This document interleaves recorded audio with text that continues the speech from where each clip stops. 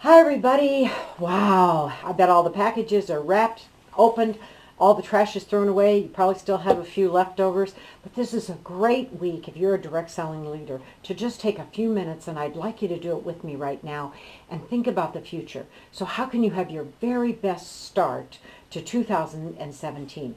And the first thing I want to tell you is to look at it in three different places, and I'm going to go over each one: in your personal sales, in your personal recruiting efforts, and then also in your leadership development. So when we think about personal sales, you know the kind of business you're in. Do you have enough opportunities, clients, hostesses, people that you're going to be selling to in January? Do you have those lined up in your business? Because this is a great week to kind of touch base with some of those people and actually jumpstart those first 2 weeks of January.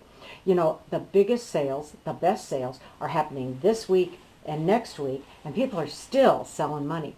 You know, lots of people get their bonuses in December, and they don't get them until the end of December, so they're ready to sell them in January. Spend them in January. And then the second thing I want you to think about is your own recruiting efforts. You know, you want to fill that pipeline full so that you've got people who are ready to pop in January. And it takes some contact right now, maybe some written notes, maybe an email, maybe a text to say, I know I'm not asking you to sign up right now, but would you be willing to listen about our company? Because remember, it's not your job to convince people to sell your particular product. It is your job as a leader to talk to enough people that you find those who are the right fit.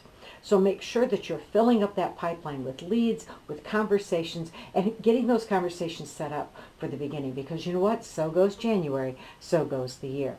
Finally, and this I think is a really important piece, if you have a team that's bigger than 2 or 3, I really want you to think about who on your team would be great in leadership. Now, you're not going to say, oh, be a leader with me, because that sounds like a lot of work. But I do want you to think about identifying those people who would like a pay increase, those people who would like a vehicle, those people who would like to win a trip, those people who on your team you see greatness in them, perhaps even when they don't see greatness in themselves. And so this is the week to sit down and do those three things. One, make sure that your personal sales head is on straight. You've got a good goal, kind of one of those non-negotiable goals for January, and you're beginning to set the appointments or the parties that you need to get those in. The second thing that I want you to do is I want you to think about filling up that pipeline so that you've got lots and lots of people at the top of that funnel to come down, to drip in, to be in your company.